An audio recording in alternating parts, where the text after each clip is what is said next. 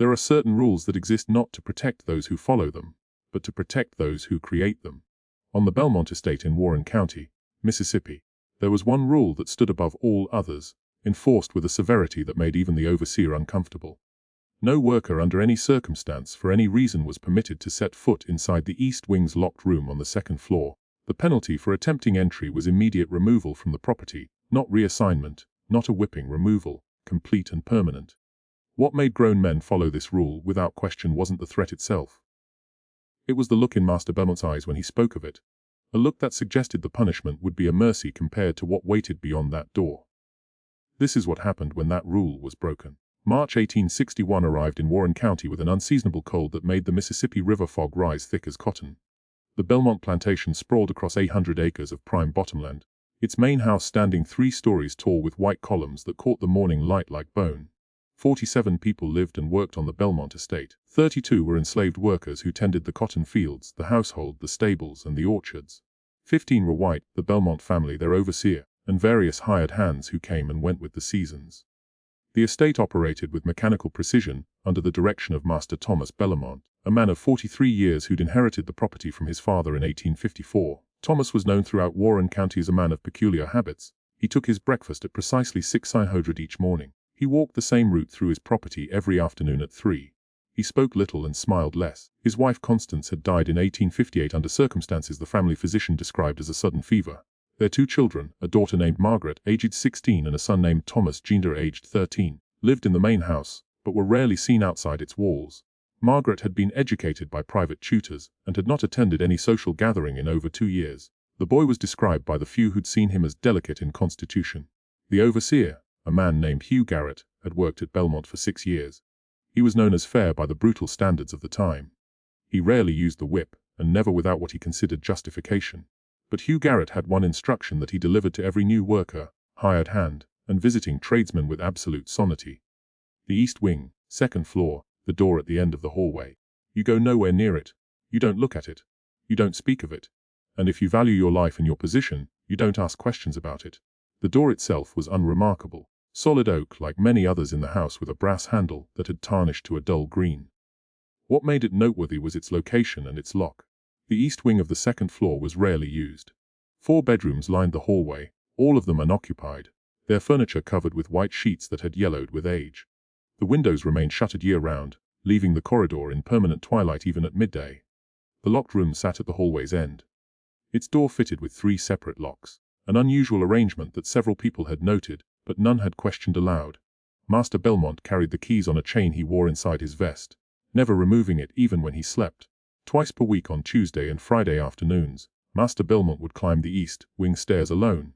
He carried with him a canvas bag whose contents remained a mystery. He would unlock the 3 locks, enter the room, and close the door behind him. He remained inside for exactly 2 hours. When he emerged, his face held an expression that the house servants learned to recognize, a mixture of exhaustion and something darker, something that resembled satisfaction, but wasn't quite. The canvas bag, when he carried it back downstairs, appeared lighter than when he brought it up. No one cleaned the east wing. No one opened the shutters. No one entered any of those 4 bedrooms or set foot in that hallway, unless Master Belmont specifically called them to do so, which happened perhaps 3 times per year, always for some minor repair to the stairwell or a window frame far from the locked door itself.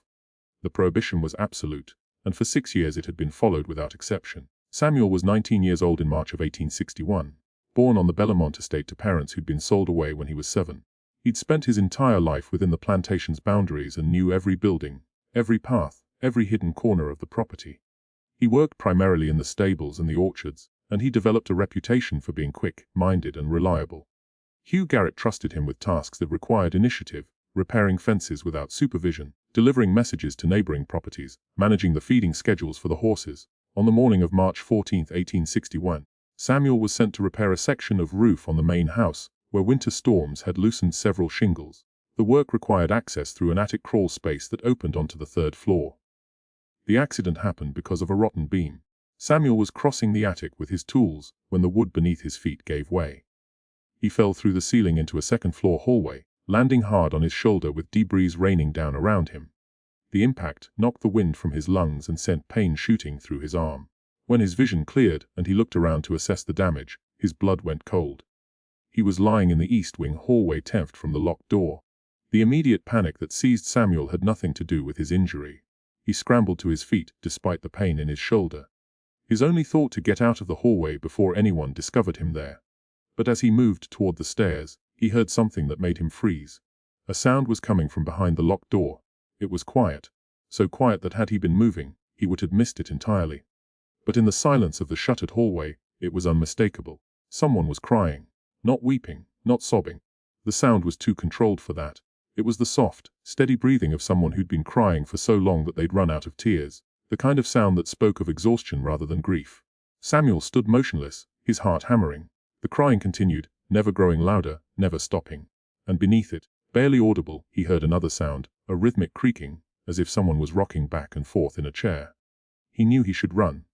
Every instinct screamed at him to get out of that hallway, but something kept him frozen in place, not curiosity exactly, but a kind of horrified fascination. The crying stopped. In the sudden silence, Samuel heard footsteps, light footsteps moving closer to the door from the inside. He ran. Samuel told no one about the incident. He reported the roof damage and the fallen beam to Hugh Garrett, showing his injured shoulder as evidence of the accident. He said nothing about where he'd landed or what he'd heard. For 3 days, he tried to convince himself he'd imagined the sounds. The hallway had been dark. He'd been disoriented from the fall. His mind had played tricks on him. But on the 4th day, he made a mistake. He was working in the stable with an older man named Joseph, who'd been on the Belmont estate for over 20 years. Joseph was grooming one of the horses when Samuel, after a long silence, asked the question he'd been fighting not to ask. Joseph, the room in the east wing, the one nobody goes near. How long has it been locked? Joseph's hands stopped moving. He didn't turn around. For a long moment, the only sound was the horse shifting its weight and the distant call of crows in the fields. Don't, Joseph said finally, his voice low. Don't ask about that room. Don't think about that room. And don't never speak of it again. I just know. Joseph turned now, his face grave. Listen to me, boy. There are things on this estate that are better left alone. That room is one of them. You understand Master Belmont? He ain't like other men. There's something in him that's broken. Something that got twisted up long ago. And that room, whatever's in it, is part of that brokenness. But if someone's in there, Joseph's eyes widened. You heard something. It wasn't a question. Samuel's silence was answer enough. Oh Lord. Joseph set down his grooming brush, his hands trembling slightly. You fell through that ceiling, didn't you? The one they've been talking about fixing. You landed in the east wing. Samuel nodded. And you heard something from inside the room. Another nod. Joseph closed his eyes. When he opened them, he looked older than his ears. You can't tell nobody else. You hear me? Not you, Garrett. Not the other workers, nobody. And you got to put it out of your mind. Whatever you heard, whatever you think you heard, you got to forget about it. How can I forget about it if someone's suffering in there? Because Joseph said, and his voice was harder now, colder. There ain't nothing you can do about it. There ain't nothing any of us can do. And if you try, if you even look like you're thinking about trying, Master Belmont will know, and then you'll disappear just like the others. Samuel felt ice in his stomach. What others? Joseph turned back to the horse, his shoulders tight. I've said too much already. Just forget about it, Samuel, for your own sake. But Samuel couldn't forget. Joseph's words had only deepened the mystery. What others who had disappeared? He began paying attention in a way he never had before. He watched Master Belmont's routines with new eyes. He noticed things that had always been there, but had never registered as significant. The Tuesday and Friday afternoon visits to the locked room, always exactly 2 hours, always with the canvas bag. The way Margaret Belmont sometimes stood at her bedroom window on the opposite wing, staring toward the east wing with an expression Samuel couldn't quite read. Not fear exactly, more like resignation. The fact that Master Belmont never entertained guests anymore. The house that had once hosted elaborate dinners and social gatherings now stood silent, its grand dining room unused, its parlor doors closed, and something else. Something Samuel discovered by accident while organizing supplies in the storage room beneath the kitchen. Medical supplies, large quantities of them. Bandages, bottles of laudanum, carbolic acid for disinfection, several mysterious bottles with handwritten labels in Latin that Samuel couldn't read. The quantities were far beyond what any household would need for normal accidents and illnesses. Someone was being treated for something regularly long-term. Samuel made a decision that he knew was dangerous, but couldn't resist. He would watch the east wing at night. The main house had several architectural features that made this possible. An old oak tree grew close to the building's eastern side, its branches nearly touching the second-floor shutters. From a position in that tree, Samuel could observe the east wing windows without being seen from the ground. He chose a moonless night in late March, waiting until well after midnight when the entire estate had gone dark.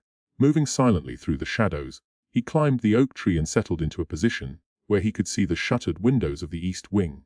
For an hour, nothing happened. Samuel began to feel foolish, wondering what exactly he'd expected to see. Then light appeared. A faint glow filtered through the cracks in the shutters of the locked room. Someone had lit a lamp inside. Samuel's breath caught. He pressed closer to the trunk, barely daring to breathe, his eyes fixed on that thin line of light. Shadows moved behind the shutters. 2 shadows, one taller, one shorter. The taller shadow moved with purpose, crossing back and forth in front of the window. The shorter shadow remained still, positioned near what Samuel guessed was the far wall. The shadows remained for perhaps 20 minutes. Then the light went out, plunging the wing back into darkness.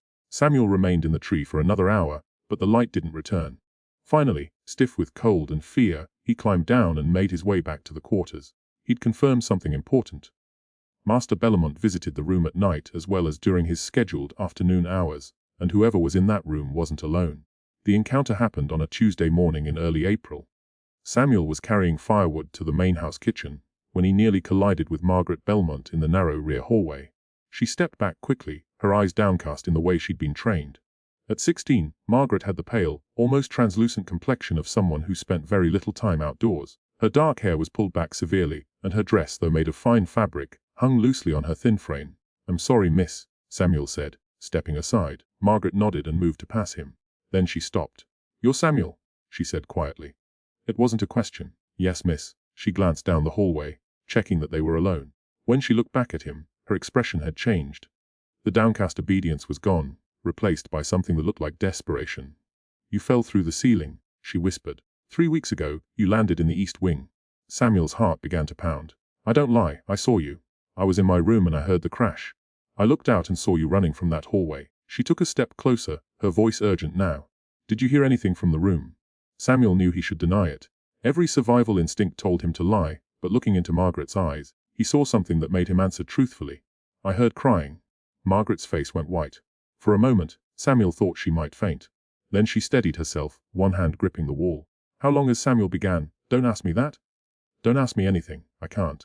She stopped, struggling with some internal decision. "Then my father is not well. He hasn't been well for a very long time." "What's in that room?" "It's a sickness. Not of the body, of the mind, and there's nothing any of us can do about it. But if someone is suffering, she's beyond suffering now," Margaret said. And the words came out like a sob she'd been holding back for years.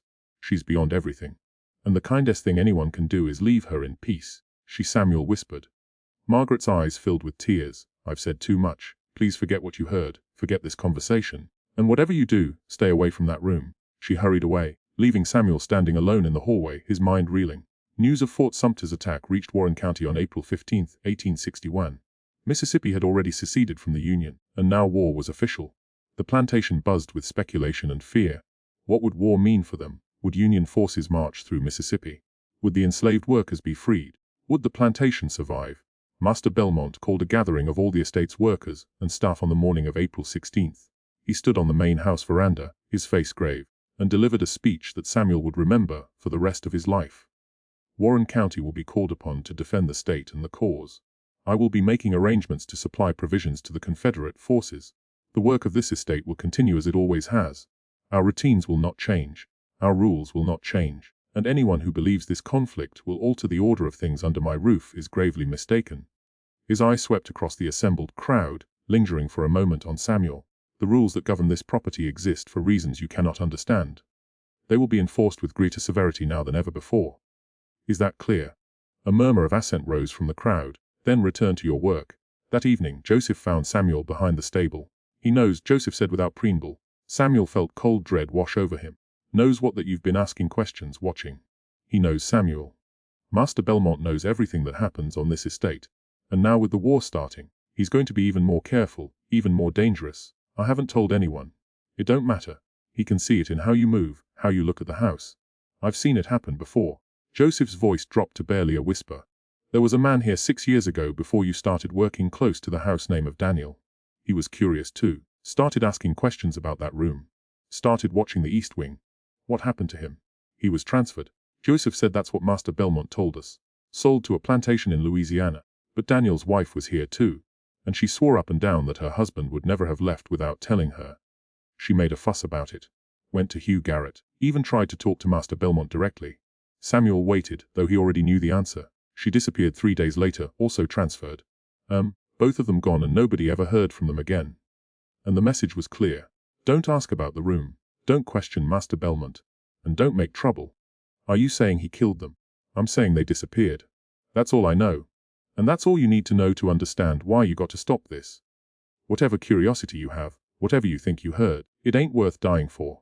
In mid-April, a carriage arrived at the estate carrying a man Samuel had never seen before. A gay-haired gentleman in his 60s wearing a dark suit and carrying a leather medical bag. Samuel was working near the main house entrance when the visitor arrived. He watched as Master Belmont himself came out to greet the man, shaking his hand with uncharacteristic warmth. Dr. Pritchard, Belmont said, "Thank you for coming on such short notice." "Of course, Thomas, though I must say, your message was rather cryptic. Is there an urgent matter? Come inside. Or discuss it privately." The two men disappeared into the house. The doctor's carriage remained at the front entrance, the driver settling in for what appeared to be a long wait. Samuel continued his work, trying to appear uninterested, but his mind was racing. A doctor's visit, coming at Master Belmont's urgent request, and given the timing and the secrecy, Samuel would have bet everything he owned that the visit concerned the locked room. 2 hours later, Master Belmont and Dr. Pritchard emerged from the house. The doctor looked troubled, his face drawn. Samuel, working on a nearby flower bed, was close enough to hear fragments of their conversation. "Cannot continue indefinitely. Thomas, the strain on you and on her. It's not your concern how long it continues. I need you to provide the supplies I've requested. I've brought what I can, but Thomas, you must understand. I understand perfectly, and I'll pay whatever price you name. But this is how things will be. Do you accept those terms?" A long pause. "Then I accept them. God forgive me, but I accept them." The doctor left shortly afterward. Master Belmont stood on the verge watching the carriage disappear down the long drive. Then he turned and looked directly at Samuel. Their eyes met. For a moment neither moved. Then Master Belmont spoke. "Samuel." "Yes, sir. Come inside. I have a task for you." Samuel's heart pounded as he followed Master Belmont into the main house. They walked through the grand foyer, past the parlor toward the staircase that led to the second floor. For one terrifying moment, Samuel thought he was being led to the east wing. But Master Belmont turned the opposite direction at the top of the stairs, heading to his private study. The study was a large room lined with bookshelves, a massive desk dominating the center. Master Belmont closed the door behind them and gestured for Samuel to stand near the desk. "You're an intelligent young man," Belmont said, moving to pour himself a glass of brandy from a decanter. "Hugh Garrett speaks highly of your work, says you're reliable, discreet." "Thank you, sir. I'm going to ask you to do something that requires both reliability and discretion." "Are you capable of that?" "Yes, sir." Belmont took a drink, studying Samuel over the rim of his glass. "There are supplies in the room adjacent to the study. Medical supplies that Dr. Pritchard just delivered. I need them carried to the second floor, east wing." The room seemed to tilt. Samuel struggled to keep his expression neutral. "I need them placed just outside the door at the end of the hallway. Not inside the room, just outside. You'll set them down, knock twice on the door, and leave immediately.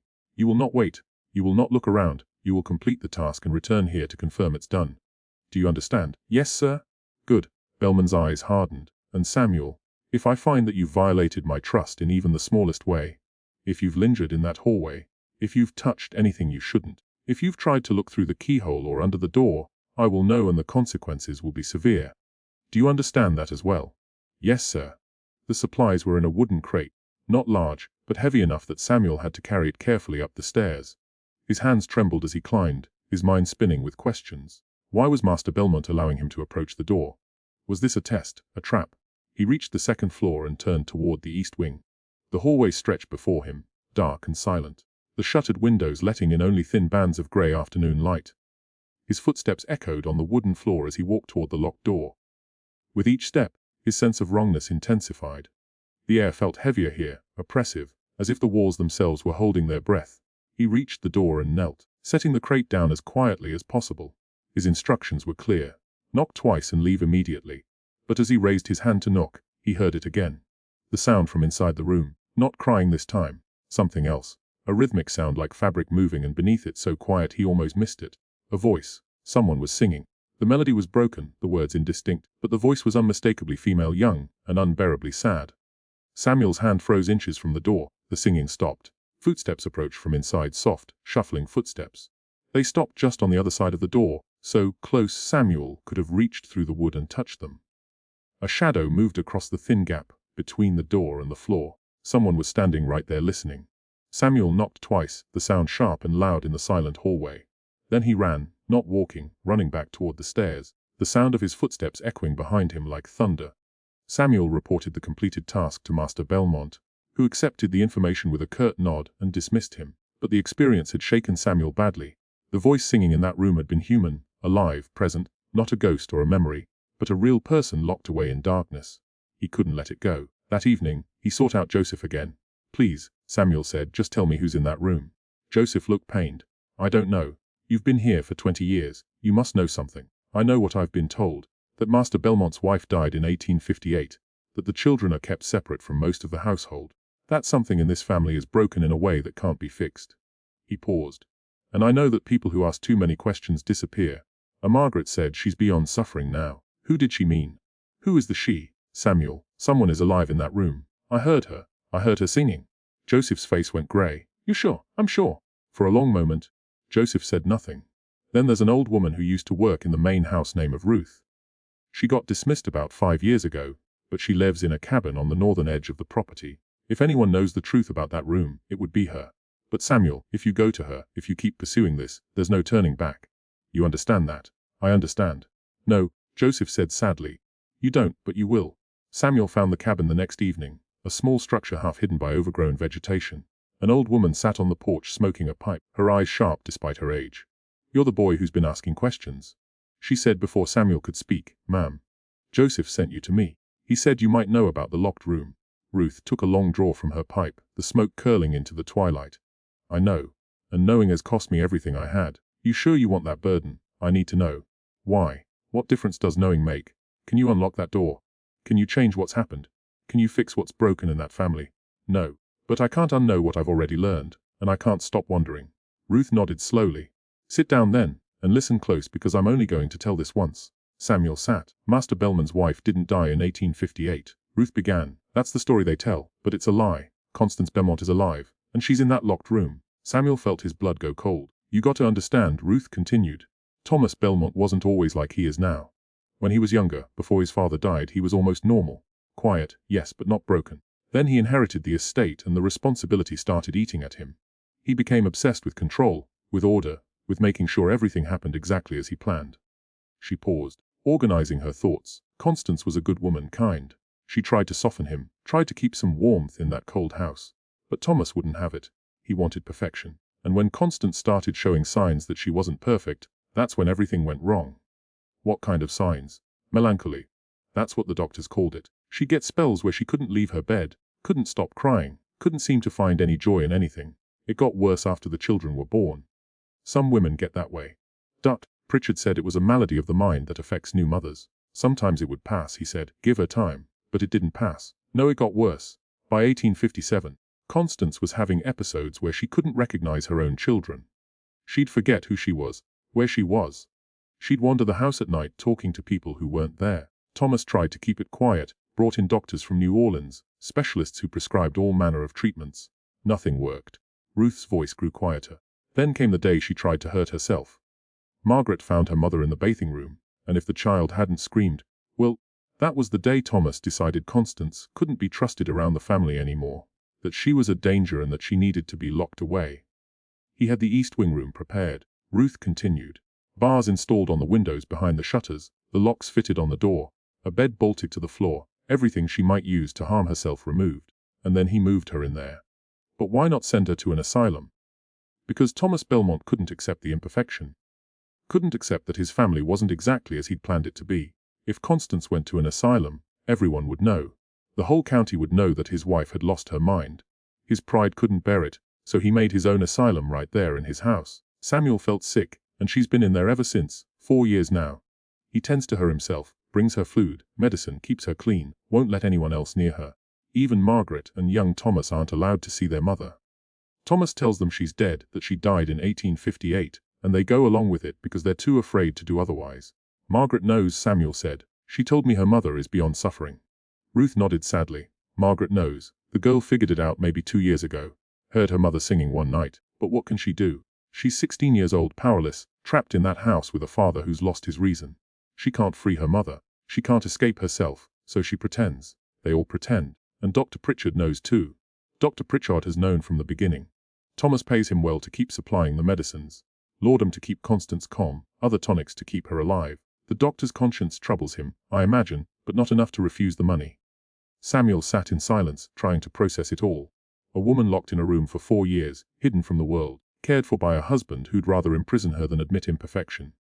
Why did Master Belmont dismiss you, he asked. Because I made the mistake of suggesting that Constance might do better with proper care. That keeping her locked up was making her condition worse, not better. Thomas didn't take kindly to that. I was transferred that same week, though. At least he let me stay on the property in this cabin. I suppose he figured I was too old to start over somewhere else, and maybe keeping me close where he could watch me was safer than letting me leave with his secrets. Samuel returned to the quarters that night with a weight on his shoulders that made it hard to breathe. He now knew the truth. The question was, what could he possibly do about it? The options played out in his mind. Tell Hugh Garrett. The overseer would either not believe him, or if he did, likely report the conversation to Master Belmont. Either way, Samuel would be transferred, which based on Joseph's story meant something far worse than relocation. Try to free Constance. He didn't have keys. He couldn't overpower Master Belmont. And even if he somehow managed to unlock that door, where would they go? A black man traveling with a white woman who'd been declared dead. They wouldn't make it 10 miles before being caught, appealed to the authorities. The sheriff of Warren County was Thomas Belmont's friend. The local judge played cards with him monthly, and the law in 1861 Mississippi wasn't particularly concerned with the welfare of a white man's wife, especially when that man was wealthy and influential. Go to Margaret, ask her to help. But Margaret was trapped just as thoroughly as her mother. And asking her to act against her father would only put her in danger. There was no good option, no clear path, no way to fix what was broken. And yet Samuel couldn't unknow what he now knew, couldn't unhear the singing he'd heard, couldn't forget that a woman was suffering in darkness while the world went on pretending she was dead. The war continued to spread throughout the spring of 1861. Warren County organized military companies. Young men enlisted and marched away to training camps in Jackson. The plantation's cotton crop was earmarked for Confederate uniforms. Master Belmont threw himself into support of the war effort. Perhaps grateful for the distraction, he attended meetings in Vicksburg, coordinated supply shipments, and made speeches about duty and honor. But his twice-weekly visits to the locked room never stopped. Samuel watched from a distance, tracking the pattern. Tuesday and Friday afternoons, exactly 2 hours, and increasingly late-night visits as well, the faint glow of lamp light behind the shutters appearing at midnight or later, lasting for 30 minutes to an hour before going dark again. Was Constance getting worse? Was Master Belmont increasing her medications, or was something else happening in that room? In late May, Samuel witnessed something that troubled him deeply. He was working late in the garden when he saw Master Belmont emerged from the main house, carrying not the usual canvas bag, but a wooden chair. He hauled it up the front stairs and into the house. The next day, when Master Belmont emerged from his scheduled visit to the locked room, he wasn't carrying the chair. It had stayed inside, a new piece of furniture added to the room. But why? June arrived with oppressive heat. The cotton plants grew tall in the fields. The war news grew worse. Battles in Virginia, casualties mounting. The conflict spreading. And Samuel's patience finally broke. He'd spent nearly 3 months wrestling with the knowledge of what was happening in that locked room. 3 months watching Master Belmont maintain his rigid routine, while a woman suffered in isolation. 3 months of doing nothing because there was nothing he could do. But knowledge has weight, and eventually that weight becomes unbearable. On the night of June 19, 1861, Samuel made a decision. He couldn't free Constance, but he could at least let her know she wasn't forgotten, that someone knew she was there, that she wasn't completely alone. He waited until after midnight, then crept to the old oak tree beside the east wing. Climbing carefully, he positioned himself level with the shuttered window of the locked room. Light showed through the cracks. Someone was awake inside, awake. Samuel pulled a small stone from his pocket. He'd chosen it carefully, smooth and light enough not to break glass. He tossed it gently at the shutters. A soft tap. The light inside flickered. Movement. Samuel threw another stone, another tap. The movement inside grew more agitated. He could see shadows shifting behind the shutters, hear the faint creak of floorboards. He threw a third stone. The shutters moved just slightly. Someone had pushed against them from inside, testing them, testing to see if they would open. They didn't.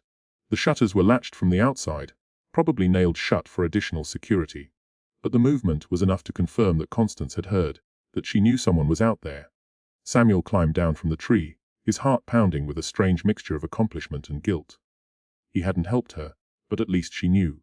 He didn't see Master Belmont standing at a third-floor window watching. The summons came the next morning. Hugh Garrett found Samuel in the stable, his expression grim. "Master Belmont wants to see you in his study." Now Samuel's blood went cold. He knew. Somehow Master Belmont knew about the stones, the tree, the attempt to communicate with the locked room. He followed Hugh Garrett to the main house, each step feeling like a walk to execution. They climbed the stairs to the second floor, turned down the hallway toward the study. The door was open. Master Belmont sat behind his desk, his face unreadable. "Samuel," he said, "come in." Close the door. Samuel Garrett remained outside. "Sit down." Samuel sat in the chair facing the desk, his mind racing through possible explanations, possible defenses, but looking at Master Belmont's face, he knew that any lie would be useless. "I saw you last night," Belmont said quietly. "In the tree beside the east wing, throwing stones at the window." Samuel said nothing. There was nothing to say. "I'm going to tell you something that I've never told anyone else," Belmont continued. "Not Dr. Pritchard, not Hugh Garrett, not even my own daughter. And I'm going to tell you why you must never interfere with that room again." "My wife is dying," Belmont said. The words came out flat, emotionless. "Has been dying for 4 years now. The melancholy that took her mind is killing her body as well. Dr. Pritchard gives her 6 months at most." He stood and walked to the window, looking out over the estate. "I loved her once. Does that surprise you? I did. When we married, she was bright and alive and everything I wasn't. I thought she would balance me, soften the hardness in me.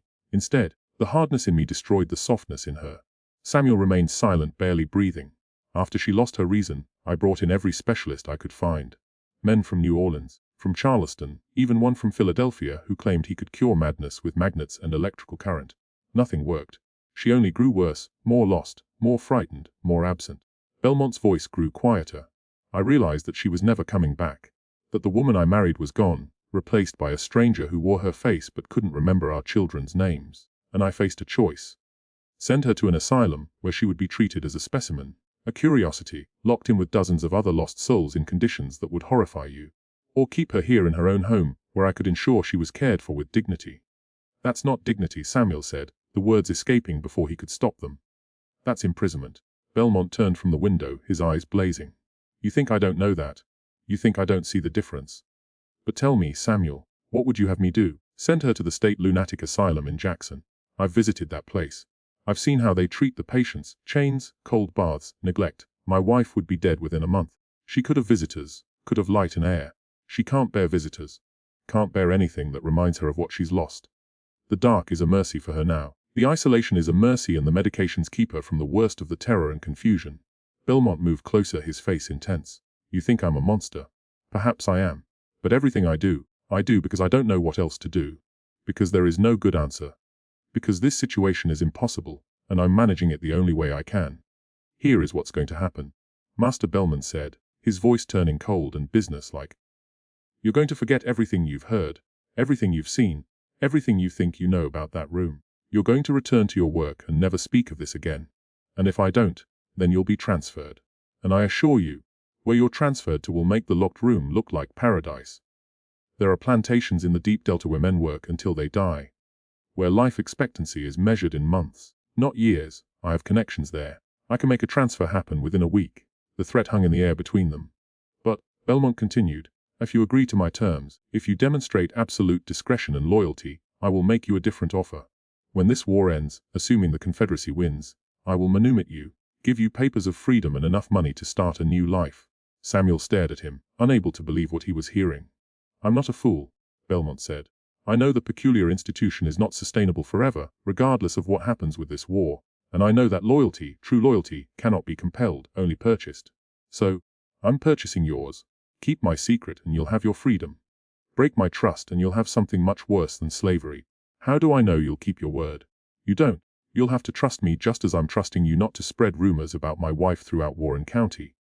Belmont returned to his desk, sat down. "Do we have an agreement?" Samuel thought of Constance locked in darkness. Thought of Margaret trapped in her own way. Thought of the impossible situation Belmont had described. Was he telling the truth about the asylum, about trying to protect his wife in the only way he knew how? Or was it all justification, rationalization for cruelty disguised as mercy? "Do we have an agreement?" Belmont repeated. "Yes," Samuel said, the word tasting like ash. "We have an agreement." Summer dragged on. The war news grew more ominous. Battles at Bull Run, federal blockades tightening around southern ports. Talk of a long conflict rather than the quick victory the Confederates had anticipated. Samuel kept his word. He didn't speak to anyone about the locked room. Didn't climb the oak tree again. didn't ask questions, but he couldn't stop thinking about it. He watched Master Belmont's twice-weekly visits with new eyes now. Watched the man climb those stairs with his canvas bag, spend his 2 hours in the locked room, and emerge looking exhausted and aged. Was Belmont telling the truth? Was he genuinely trying to care for his wife as best he could in an impossible situation? Or was he a jailer who'd convinced himself that his prison was actually mercy? Samuel couldn't decide, and the not knowing aided him. In late July he saw Dr. Pritchard return to the estate. The visit lasted longer this time, nearly 4 hours. When the doctor emerged, he looked shaken. He and Master Belmont stood on the verge in intense conversation, their voices too low for Samuel to hear. After the doctor left, Master Belmont climbed the stairs to the east wing, but this time he stayed for less than 30 minutes. When he came back down, he was carrying the chair he'd brought up weeks earlier. Something had changed. On the night of August 3, 1861, Samuel woke to an unusual sound. A carriage arriving at the main house well after midnight. He rose and looked out the window of the quarters. Lamplight blazed in the main house, far more lights than usual, and the carriage at the entrance belonged to Dr. Pritchard. Something was happening. Samuel dressed quickly and slipped outside. He moved through the shadows toward the main house, staying out of sight, watching. Dr. Pritchard emerged from the house twice to retrieve items from his carriage. His medical bag, then a larger case Samuel didn't recognize. Both times the doctor moved with urgent purpose. Hugh Garrett appeared, roused from his own quarters. He spoke briefly with Dr. Pritchard, then stationed himself at the main house entrance as if standing guard. The vigil continued for hours. Samuel waited in the shadows, unable to look away, knowing that whatever was happening in that locked room was reaching some kind of culmination. Near dawn, Margaret appeared at a third-floor window. She stood there motionless, her white nightgown ghostly in the pre-dawn light, staring toward the east wing. As the sun rose, Dr. Prid finally emerged from the house. Master Belmont walked him to the carriage. The two men spoke for several minutes, then shook hands. As the doctor's carriage pulled away, Master Belmont stood on the veranda, his face grey with exhaustion. Then he walked slowly back into the house. Samuel knew, though no one had spoken a word. Constance Belmont was dead. The announcement came later that morning. Master Belmont gathered the household and workers to inform them that Dr. Pritchard had been called to attend to young Thomas, who'd taken ill with a fever. The boy was recovering, but it had been a difficult night. No mention of Constance, no mention of the locked room, no mention of anything out of the ordinary. Life on the estate continued exactly as it had before, but Samuel noticed changes, small ones but significant. Master Belmont no longer made his Tuesday and Friday visits to the east wing. The canvas bag disappeared from his routine. Margaret's face, which had held a constant tension for as long as Samuel had known her, seemed to soften slightly, as if some burden had been lifted. 3 days after the night vigil, a carriage arrived carrying a plain wooden coffin. It was carried into the house through a rear entrance quickly with minimal ceremony. That night, well after dark, the same carriage departed with the coffin inside. No funeral, no burial on the property, no death notice in the local newspaper. Constance Belmont, who'd officially died in 1858, could not die again in 1861. The question haunted Samuel. Where had they taken her body? Would she be buried under a false name? Or would she simply disappear unmarked and unmourned, into an anonymous grave somewhere? A week after Constance's death, Master Belmont ordered the locked room and cleared. Margaret supervised the work herself. She insisted on it, in fact, in the first act of direct defiance against her father that anyone had witnessed. Master Belmont acquiesced, perhaps out of guilt, perhaps out of exhaustion. Samuel was not involved in the cleaning, but he heard about it from others. The room, they said, was sparse. A bed bolted to the floor, the mattress thin and stained, a small table, a chamber pot, bars on the windows behind the shutters, no mirrors, no sharp objects, nothing that could be used as a weapon. But there were other things too. Things that suggested the room had held more than just a prisoner. Hundreds of pages of writing scattered across every surface. Constance had written on paper when she had it on the walls when she didn't. Some of it was coherent letters to her children that she could never send. Diary entries chronicling her days, pleas to God for release. Some of it was the rambling confusion of a broken mind, fragments of songs, repeated phrases, meaningless strings of words. Margaret had all of it collected and burned, every page, every scrap. She watched as the papers went into the fireplace, making sure nothing remained. She deserves to be remembered as she was before, Margaret told the house servant who'd helped with the cleaning. Not as she became. Summer turned to autumn. The war ground on with no end in sight. Warren County sent more men to fight. The plantation's cotton crop was harvested and shipped to Confederate depots. Master Belmont seemed to age years in the space of months. The rigid precision of his routines began to slip. He missed meals, forgot appointments, spent hours sitting in his study, staring at nothing. Young Thomas grew stronger, ironically, as if his mother's death had released him from some sympathetic illness. He began spending time outdoors, learning to ride, showing interest in the management of the estate. And Margaret began to change in ways that surprised everyone. She started taking over household management duties that her father had previously controlled. She spoke to Hewitt directly about estate matters. She even on one memorable occasion counted one of her father's orders regarding the punishment of a worker who'd broken a tool. Master Belmont surprisingly didn't object. It was as if some essential force inside him had broken along with his wife's death, and he no longer had the energy to maintain the absolute control he'd once demanded. The locked room remained empty. The door stood open now, the locks removed. Sunlight streamed through the windows where Margaret had ordered the shutters torn down. It was just a room. Nothing supernatural, nothing mystical, just a room where a woman had been kept in darkness for 4 years until she died. September brought cooler weather and a visit that Samuel had been anticipating with dread. Master Belmont summoned him to the study. "Samuel," Belmont said when he arrived, "I owe you something." He opened a drawer in his desk and withdrew a leather pouch. "Your freedom papers, properly notarized and legal, and 500 in gold. Enough to start a new life wherever you choose to go." Samuel stared at the pouch, unable to move. "I'm keeping my word," Belmont continued. "You maintained discretion about my wife. You kept her dignity even after you knew the truth, and now I'm giving you what I promised. You're free to leave this estate whenever you wish." Samuel slowly took the pouch, feeling its weight in his hands. Freedom, real freedom. Everything he'd ever wanted. "There's no obligation to stay," Belmont said. "Though if you choose to remain and work for wages, you'd be welcome. The decision is yours." Samuel looked at the man across the desk. Thomas Belmont was no longer the rigid, controlling figure he'd been 6 months ago. He looked broken, hollowed out, barely holding himself together. "Did you love her?" Samuel asked. "Your wife? Did you really love her, or was the locked room just about your pride?" Belmont was quiet for a long moment. "I don't know anymore. I thought I was protecting her, protecting all of us. But now, I don't know what I was doing. I'd only know that it's over and I have to find a way to live with what I've done." Samuel thought about Ruth's words, about Margaret's face at the window, about the sound of crying he'd heard from that locked door. "I'll stay," he said finally, "for now. But I'm staying as a free man working for wages, and if I choose to leave, I'll leave." "I understand," Belmont said. "The Master Belmont, yes, the locked room, what you did. You say you don't know if it was love or pride, but I think you do know, and I think that's the real prison you're living in now." Belmont's face crumpled slightly. He nodded, unable to speak. Samuel left the study, the freedom papers in his pocket, and walked out into the autumn afternoon. The war continued for another 4 years. The Confederacy fell in 1865, and with it, the institution of slavery. Samuel's freedom papers obtained in 1861 became a historical curiosity. He'd been free for years before emancipation. He left the Belmont estate in 1866, using the gold Master Belmont had given him to purchase land in Tennessee and start a new life. He married, raised children, and lived to see the new century. He never forgot the locked room. Margaret Belmont eventually left Mississippi as well. She moved to Charleston in 1867, quietly reinvented herself, never speaking of her family or her past. She worked as a teacher, never married, and died in 1903. Master Thomas Belmont died in 1869 alone in his study. The estate was sold to pay debts. The new owners converted it to a boarding house, then later to apartments. The building was torn down in 1934. The locked room, the bars on the windows, the stories whispered by those who'd worked there. All of it became local legend, distorted and embellished over time, until no one could separate truth from fiction. But Samuel knew the truth, and sometimes late in his life, he would tell the story to his grandchildren. Not as a ghost story or a tale of horror, but as a reminder of something darker and more real.